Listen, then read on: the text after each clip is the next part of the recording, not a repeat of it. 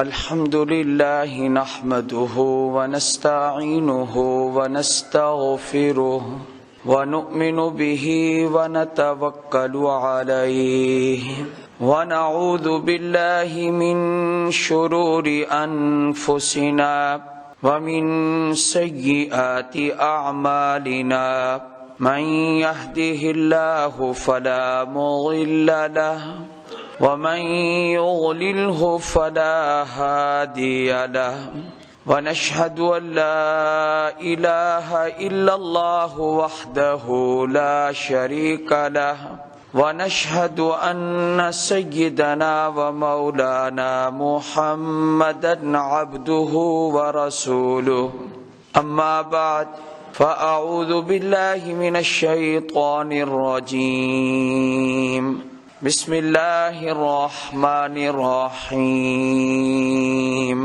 سبحان الذي أسرى بعبده ليلا من المسجد الحرام إلى المسجد الأقصى الذي باركنا حوله لنريه من آياتنا إنه هو السميع البصير قال النبي صلى الله عليه وسلم لا تشد الرحال إلا إلى 3 مساجد المسجد الحرام ومسجد الرسول صلى الله عليه وسلم ومسجد الأقصى صدق الله العظيم وصدق رسوله النبي الكريم اللهم صل على محمد وعلى آل محمد كما صليت على إبراهيم وعلى آل إبراهيم إنك حميد مجيد اللهم بارك على محمد وعلى آل محمد كما باركت على إبراهيم وعلى آل ابراہیم انک حمید مجید۔ دنیا میں کئی طرح سے مسلمانوں کے لیے ابتلا ہے، آزمائش ہے، اور ان آزمائشوں میں سے ایک ابتلا اور آزمائش یہ ہے کہ مسجد الاقصی جو مسلمانوں کا حق ہے وہ یہودیوں کے قبضے میں ہے، اور مسجد الاقصی کو آزاد کروانا اور مکمل طور پر اس کا کنٹرول مسلمانوں کے ہاتھ میں آنا ضروری ہے۔ مسجد الاقصی ہو یا اس کے آس پاس کی زمین ہو، القدس شہر ہو، یہ مسلمانوں کا حق ہے، یہودیوں کا حق نہیں ہے۔ اور اس وقت جو فکری انحطاط ہے اس کا ایک نتیجہ یہ بھی ہے کہ ذہنی طور پر لوگوں کو تیار کیا جا رہا ہے، مسلمانوں میں سے بعض کو تیار کیا جا رہا ہے کہ تم یہ کہو اور اس بات کو پھیلاؤ کہ مسجد الاقصی یہودیوں کا حق ہے۔ اس ذہن کے لیے بہت محنت کی جا رہی ہے اور ہر طرح سے ترغیب و ترہیب کے طریقے اختیار کیے جا رہے ہیں۔ تو میں یہ سوچتا ہوں کہ یہ انحطاط جو ایک سوچ کا انحطاط ہے، مسلمان عام چیزوں کے نقصان کو تو محسوس کرتے ہیں، دینی نقصان کی طرف توجہ نہیں ہے۔ دینی نقصان کس قدر ہمارا ہو رہا ہے مسلمانوں کا، اس کا احساس تک نہیں ہے۔ قرآن کریم اور احادیث میں مسجد اقصی کا ذکر ہے تو پہلے قرآن کریم کی اس آیت کو آپ سامنے رکھیں کہ اللہ جل جلالہ نے ہمارے نبی علیہ السلام کو جب معراج کرائی تو معراج کی رات اللہ تعالی نے آپ کو کہاں سے کہاں پہنچایا، زمینی سفر کہاں سے کہاں تک ہوا، ایک ہے آسمانی سفر، تو زمینی سفر اللہ نے آپ کو کہاں سے کہاں تک کرایا۔ فرمایا سبحان الذی اسری بعبدہ، پاک ہے وہ ذات جس نے اپنے بندے کو سیر کرائی، لیلن راتوں رات کے ایک معمولی حصے میں اللہ نے اپنے بندے کو حضرت محمد مصطفیٰ صلی اللہ علیہ وآلہ وسلم کو کہاں سے کہاں تک پہنچایا؟ من المسجد الحرام، مسجد الحرام مکۃ المکرمہ سے اللہ تعالی نے آپ کو جو سیر کرائی معراج کی رات، تو کہاں سے اللہ آپ کو کہاں لے گیا؟ مسجد الحرام سے لے گیا۔ براق پر جبریل علیہ السلام اور میکائیل علیہ السلام آئے، براق لے کر آپ کو سوار کر کے لے گئے۔ اتنا تیز رفتار تھا، برق رفتار، جہاں اس کی نگاہ پڑتی تھی وہیں اس کا قدم پڑتا تھا۔ من المسجد الحرام، مکۃ المکرمہ سے، مسجد الحرام سے اللہ آپ کو لے گیا، اور اللہ کہاں تک لے گیا؟ الی المسجد الاقصی، مسجد اقصی تک اللہ آپ کو لے گئے، مسجد اقصی تک ہمارے نبی کو لے گئے۔ وہاں جا کر نبی علیہ الصلوۃ والسلام خود ارشاد فرماتے ہیں، مسلم شریف کی حدیث ہے، فحانت الصلاۃ فاممتہم، فرمایا کہ نماز کا وقت بالکل جب قریب آ گیا تو فاممتہم، میں نے تمام نبیوں کو امامت کروائی۔ فاممتہم، مسجد اقصی ہماری ہے، یہ مسلمانوں کا حق ہے، یہ یہود و نصارہ کا حق نہیں ہے۔ کہتے کیا ہے؟ حضرت یعقوب علیہ السلام نے اس مسجد کو بنایا تھا، اور حضرت یعقوب علیہ السلام کی اولاد کو بنی اسرائیل کہا جاتا ہے۔ اسرائیل لقب ہے حضرت یعقوب علیہ السلام کا، لہذا یہ مسجد ہماری ہے اور یہ ہمیں ملنی چاہیے، یہ یہودی کہتے ہیں۔ ایک پاکستان میں ایک فتنہ ہے، اس فتنے کو کبھی آپ سنیں تو آپ کو پتہ چلے، ساری بولی یہودیوں کی بولتا ہے۔ وہ تو یہ کہتا ہے کہ مسجد اقصی، کیا مسجد اقصی بھی یہودیوں کو دے دو، اور مسجد اقصی کے ساتھ ساتھ یہ جو بیت اللہ ہے یہ بھی یہودیوں کو دے دو۔ ایک ایسا طبقہ ہے، کیونکہ پیسہ وہ بہت ان سے لے رہے ہیں، اس لیے انہوں نے بولی تو انہی کی بولنی ہے۔ اور دلیل کیا دی؟ دلیل یہ دی ہے کہ حضرت یعقوب علیہ السلام کی اولاد کو بنی اسرائیل کہا جاتا ہے، اور وہ یہودی ہیں، تو ان کے والد کا نام اسحاق علیہ السلام اور ان کے والد کا نام حضرت ابراہیم علیہ السلام۔ اے مسلمانوں، چھوڑ دو جی کس کو؟ مسجد اقصی کو بھی چھوڑ دو، مسجد الحرام کو بھی چھوڑ دو، اور یہ پیالے میں رکھ کر کس کو دے دو؟ یہودیوں کو، کہ پلیٹ میں رکھ کر ان کو دے دو۔ یہ کہاں سے آواز اٹھائی جا رہی ہے؟ وہ جو کئی گھنٹے تک آپ اتنی بڑی سکرین پر دیکھتے ہیں نا، یہ اس پہ آواز لگتی ہے۔ پاکستان میں فتنے موجود ہیں، ہر جگہ میں دنیا میں موجود ہیں۔ نہ تو مسجد اقصی یہودیوں کا حق ہے، میں برملا کہہ رہا ہوں، اور نہ ہی کعبہ شریف، مسجد الحرام ان کا حق نہیں ہے۔ مسجد الحرام ہو یا مسجد اقصی ہو، یہ مسلمانوں کے تھے اور مسلمانوں کے رہیں گے انشاءاللہ۔ یہ بالکل غلط بات ہے۔ میں آپ سے پوچھتا ہوں، یہ بتائیں کہ انبیاء علیہ السلام نے مسجدیں بنائیں، لاؤ ہمارے پاس کوئی تحریر ہے تو، کہ یہ مسجد میں نے اپنی اولاد کے لیے بنائی ہے، چاہے میری اولاد میرے دین پر ہو یا نہ ہو، لاؤ دکھاؤ، کوئی دستاویز دکھاؤ، کوئی تحریر دکھاؤ، کوئی ثبوت دکھاؤ ہمیں کہ جس سے یہ معلوم ہو یہ مسجد میں نے اپنی اولاد کے لیے بنائی ہے، چاہے وہ دین پیغمبر پر ہو یا نہ ہو۔ اگر کوئی ثبوت ہے تو لاؤ۔ اللہ کے نبی مسجدیں کس لیے بناتے تھے؟ اپنی اولاد کے لیے بناتے تھے کہ یہ ہماری اولاد کے لیے وراثت ہے یہ مسجد۔ عجیب چکر ہے، ہم یہودی ہیں، ہم بنی اسرائیل ہیں، لہذا مسجد اقصی ہمارا حق ہے۔ تم ان کے دین پر ہو، تورات کو تم نے بدلا، شرک تم نے کیا۔ شرک کرنے والے کا تعلق نہ تو حضرت یعقوب علیہ السلام سے ہے، اور نہ ہی شرک کرنے والے کا تعلق حضرت ابراہیم علیہ السلام سے ہے۔ یہ یاد رکھیں، ان اولى الناس بابراہیم للذین اتبعوه وهذا النبی والذین آمنوا، فرمایا ابراہیم علیہ السلام کے زیادہ قریبی نسبت رکھنے والے وہ کون ہیں؟ اولى الناس بابراہیم للذین اتبعوه، وہ لوگ جنہوں نے ابراہیم علیہ السلام کے زمانے میں ابراہیم علیہ السلام کی پیروی کی تھی، جنہوں نے ان کے کہنے پر توحید کو اپنایا، وہ ابراہیم علیہ السلام سے نسبت رکھتے ہیں قریبی۔ اولا الناس بے ابراہیم للذین اتبعوہ وہذا النبی، اور فرمایا کہ پھر یہ پیغمبر جو صدیوں بعد آیا ہے، جس کا نامی حضرت محمد ہے صلی اللہ علیہ وآلہ وسلم، یہ نسبت رکھتے ہیں کس سے؟ حضرت ابراہیم علیہ السلام سے۔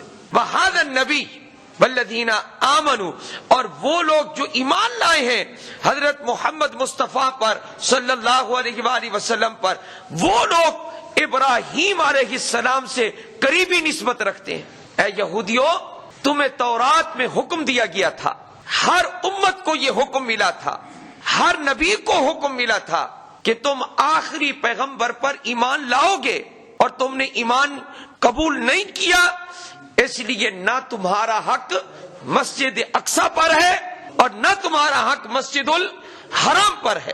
اللہ تعالیٰ نے مسجد اقصی کے بارے میں فرمایا، معراج کی رات اللہ اپنے بندے کو لے گیا مسجد الحرام سے مسجد اقصی تک۔ مسجد اقصی تو مسجد اقصی ہے، الذی بارکنا حولہ، اس کے ارد گرد کی جو جگہ ہے اللہ فرماتے ہم نے اس میں برکت دے رکھی ہے۔ یہ کون سا شہر ہے جس کو آج القدس کے نام سے یاد کیا جاتا ہے؟ القدس، یہ القدس بھی مسلمانوں کا ہے اور مسجد الاقصی بھی۔ پوری دنیا اس وقت مسلمان جتنے ممالک ہیں اس وقت مسجد اقصی کا ساتھ نہیں دے رہے، اور جن کے دلوں میں مسجد اقصی کا درد نہیں ہے سارے کے سارے میرے سمیت مجرم ہیں، چاہے عرب ہو چاہے عجم ہو۔ مسجد اقصی کو یہودیوں کے حوالے کرنا اتنا سنگین ترین جرم ہے۔ اور اس کے ساتھ ساتھ ایک بات اور بھی سن لیں، جس نے اسرائیل کو تسلیم کیا وہ تباہ ہو جائے گا، وہ برباد ہو جائے گا۔ یہ جغرافی لڑائی نہیں ہے، جغرافیائی لڑائی نہیں ہے، یہ قضیت التوحید والایمان والاسلام۔ جہاں ہماری لڑائی، ہماری نفرت، ہمارا بغض یہودیوں سے ایمان کی وجہ سے ہے۔ اور آپ کو پتا ہے کہ بعض بغض رکھنے پر بھی اجر ملتا ہے۔ آپ کے علم میں ہے نبی کریم صلی اللہ علیہ وآلہ وسلم نے ارشاد فرمایا، من احب للہ، جس نے محبت کی کسی سے اللہ کے لیے۔ آپ یہ نہ کہیں کہ ہم یہود و نصارہ سے اللہ کے لیے محبت کریں گے، اللہ نے منع کیا ہے، یا ایھا الذین آمنوا لا تتخذوا اليہود والنصارى اولیاء، یہود و نصارہ کو اپنا دوست نہ بنانا۔ فرمایا مسلمانوں سے محبت کرو، مسلمان سے محبت کرے۔ وَأَبْغَضَ لِلَّهِ، جس نے بغض رکھا یہود و نصارہ سے، کفار سے، اللہ کی رضا کے لیے۔ وَأَعْطَى لِلَّهِ وَمَنَعَ لِلَّهِ، جس نے کسی کو کچھ دیا اللہ کے لیے، نہ دیا کسی کو اللہ کے لیے، تو اس میں بغض کا ذکر بھی آ گیا ہے۔ فَقَدْ اسْتَكْمَلَ الْإِيمَانَ، بے شک اس نے اپنے ایمان کو کیا کیا؟ مکمل۔ اس لیے اسرائیل کو تسلیم کرنا یہ ایمان کے خلاف ہے، غیرت ایمانیہ، حمیت اسلامیہ کے خلاف ہے یہ۔ تو فرمایا مسجد اقصی کا ذکر، حضرت ابو ذر رضی اللہ تعالیٰ عنہ ارشاد فرماتے، یا اور صحابی ہیں، امام حاکم نے اس کو روایت کیا، رواہ الحاکم، اور کئی اماموں نے اس کی تصحیح کی ہے، حدیث کے ائمہ نے۔ نحن نتذاکر، ہم صحابہ بیٹھ کر ذکر کر رہے تھے آپس میں کہ مسجد نبوی افضل ہے یا مسجد الاقصی افضل ہے۔ ہم صحابہ بیٹھ کر یہ ذکر کر رہے تھے، اتنے میں رسول اللہ صلی اللہ علیہ وآلہ وسلم تشریف لائے، تو آپ علیہ السلام نے ہماری گفتگو سنی۔ کیا چل رہا تھا مضمون؟ کہ مسجد نبوی زیادہ بہتر ہے، افضل ہے، فضیلت والی ہے، یا مسجد اقصی زیادہ فضیلت والی ہے؟ تو فرمایا کہ نبی علیہ الصلوۃ والسلام نے ارشاد فرمایا، صلاۃ فی مسجدی افضل من 4 صلوات فیہ، فرمایا کہ میری مسجد میں ایک مرتبہ نماز پڑھنا مسجد الاقصی میں 4 مرتبہ نماز پڑھنے سے بہتر ہے۔ حضور علیہ السلام نے یہ فرمایا، اور یہ بات مسلم ہے کہ سب سے پہلی اعلی مسجد پہلے نمبر پر وہ مسجد الحرام ہے، مکہ المکرمہ، اور دوسری مسجد ہمارے نبی کی مسجد ہے، مسجد نبوی، صلی اللہ علیہ وآلہ وسلم. اور تیسرا نمبر کس مسجد کا ہے؟ مسجد اقصی کا ہے. نبی کریم صلی اللہ علیہ وآلہ وسلم نے یہ بھی ارشاد فرمایا کہ اگر ایک وقت آ جائے گا کہ ایک آدمی کو اتنی دور جگہ مل جائے، گھوڑے کی رسی ہوتی ہے شوتن، فرمایا گھوڑے کی جو رسی ہے اس رسی کے برابر اس کو جگہ مل جائے، اتنی جگہ مل جائے کہ وہ وہاں سے مسجد اقصی کو صرف دیکھ لے. فرمایا ایک وقت آئے گا وہ آدمی اپنی اس ملکیت کو، اپنی اس جگہ کو وہ کیا خیال رکھے گا، کیا گمان کرے گا؟ فرمایا خیرن لہو من الدنیا جميعا، وہ یہ کہے گا کہ یہ اتنی جگہ جو مجھے ملی ہے اور مسجد اقصی کو میں اپنی آنکھوں سے دیکھ رہا ہوں، یہ ساری دنیا سے میرے لیے بہتر ہے. یہ نبی اکرم صلی اللہ علیہ وآلہ وسلم نے وہاں پہنچ کر نماز پڑھا کر سارے نبیوں کو ثابت کر دیا کہ ہم سب نبی ایک عقیدہ رکھتے ہیں، ہم سب کا عقیدہ ایک ہے. بلکہ آپ کو میں حدیث سنا دوں. حدیث پاک میں فرمایا الانبیاء اخوۃ لعلات وامہاتہم شتیٰ. فرمایا کہ یہ سارے کے سارے جو نبی ہیں دنیا میں تشریف لائے ہیں، یہ اللاتی بھائی ہیں، یہ باپ شریک بھائی ہیں، ان سب کا باپ ایک ہے. سب نبیوں کا باپ کس کی اولاد سے ہیں؟ سارے آدم علیہ السلام. وامہاتہم شتیٰ. فرمایا کہ مائیں ان کی مختلف ہیں اور ان کی دعوت، ان کا پیغام ایک ہی پیغام ہے. اور وہ ایک پیغام کیا ہے؟ وہ ہے توحید، اللہ کے سوا عبادت کے کوئی لائق نہیں ہے. یہودی اس پر ہو تو آئے، عیسائی اس پر ہو تو آئے. ایک حدیث پاک اور سن لیں کہ نبی کریم صلی اللہ علیہ وآلہ وسلم نے ارشاد فرمایا لا تشد الرحال، اپنے اپنے محلے میں جو مسجدیں ہیں وہیں نماز پڑھا کرو. سواری پہ سوار ہو کے سفر کر کے کسی مسجد کے لیے جانا کہ وہاں مجھے زیادہ ثواب ملے گا، لا یجوز. نبی علیہ السلام نے فرمایا یہ اس کی نہ ضرورت ہے اور نہ یہ سفر جائز ہے. یہ اس مقصد کے لیے نہ جاؤ، ضرورت ہی نہیں ہے. محلے کی مسجد جہاں جمعہ ہوتا ہے، آپ کی یہ مسجد اور آپ اس مسجد کو چھوڑ کر جہاں اور جگہ جمعہ ہوتا ہے، سب کا ثواب برابر ہے. آپ کو یہ چھوڑ کر جانے کی کوئی ضرورت نہیں ہے. طویل سفر کر کے آپ کہیں جائیں، ایک فتنہ اور بھی ہے نا، یہ کیا مری چلیں، چلو وہاں ایک اسلام آباد میں فیصل مسجد ہے، اس کو بھی دیکھتے آئیں گے، وہاں جا کر تصویریں بھی بنائیں گے. ذرا اس کو سیرگاہ بنا دیا ہے، پارک بنا دیا اس کو، مسجد کو. یہ مسلمان ہے، میرے قریب ہو کے کھڑا ہونا ذرا، ہاں جی منتیں کر رہے ہوتے ہیں کیا، یہ ذرا جی فوٹو کھینچے. مسجد کو سیرگاہ بنا دیا. یہ تمہارا حال ہے، اللہ نے تمہیں پیسے اس لیے دیے تھے، ان باتوں پہ اڑاؤ، ضائع کرو. تو میں یہ عرض کر رہا ہوں کہ کسی مسجد کی طرف سفر کر کے جانے کی کیا نہیں ضرورت نہیں ہے. لیکن میرے اور آپ کے نبی علیہ السلام نے فرمایا اگر دور دراز کا تم نے سفر کرنا ہو اور کسی مسجد میں جا کر عبادت کرنی ہو اور وہاں تم نے ثواب زیادہ کمانا ہو تو پوری دنیا میں الا ثلاثت مساجد، صرف پوری دنیا میں اگر ایسی مسجدیں ہیں تو وہ صرف 3 مسجدیں ہیں. وہ کتنی مساجد ہیں؟ وہ 3. المسجد الحرام پہلے نمبر پر، مکہ المکرمہ کی مسجد، مسجد الحرام، ایک نماز کا ثواب لاکھ کے برابر. اور نبی کریم صلی اللہ علیہ وآلہ وسلم نے فرمایا ومسجدی ھذا، اور میری یہ مسجد، کون سی مسجد حضور کی؟ مسجد نبوی الشریف العظیم، وہ عظمت والی مسجد، شرافت والی مسجد. اور تیسری مسجد جو ہمارا قبلہ اول تھا، قبلہ اول، بخاری میں حدیث ہے صلی رسول اللہ صلی اللہ علیہ وسلم اذا بیت المقدس، بیت المقدس کی طرف رسول اللہ صلی اللہ علیہ وآلہ وسلم نے رخ کر کے نماز پڑھی. 16 شہرن اور 17 شہرن، فرمایا 16 مہینے 17 مہینے تک حضور علیہ السلام ہجرت کے بعد بھی مدینہ منورہ میں کدھر رخ کر کے نماز پڑھتے رہے؟ مسجد اقصی کی طرف. وہ ہمارا قبلہ اول ہے، اس مسجد کی طرف. فرمایا کہ تم سفر کر سکتے ہو تو مسجد ہو، زیادہ ثواب کمانا ہو، اس نیت سے اگر کوئی سفر کرنا بھی ہے تو کتنی مساجد ہیں اس کے لیے؟ 3 مسجدیں ہیں. باقی مسجدیں تو ساری اللہ تعالیٰ کی ہیں، ثواب برابر کا ہے۔ اچھا، بعض کا کام مسجد میں آنے سے نہیں ہوتا، کئی سینکڑوں میل دور جا کر وہ کسی دربار پہ جائیں گے، وہاں کام ہوگا ان کا، اللہ کے گھر میں ان کا کام نہیں ہوتا، نہیں ہوتا ان کا، اللہ کے گھر میں تو کام ہوتا نہیں ہے نا، دور دراز کا سفر کر کے جائیں گے۔ اللہ رب العالمین کہاں کہاں موجود ہے؟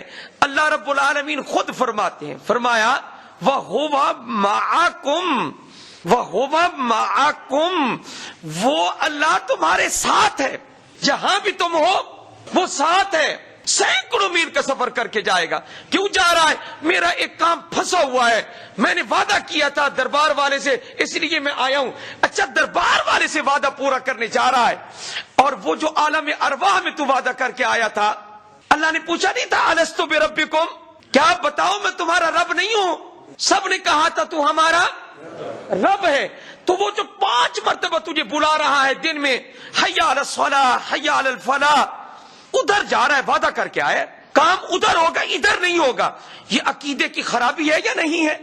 وکفیٰ باللہ وکیلا، سارے کام بنانے والا اللہ ہے، کارساز وہی ہے۔ اس لیے اس عقیدے پر آپ پکے رہیں۔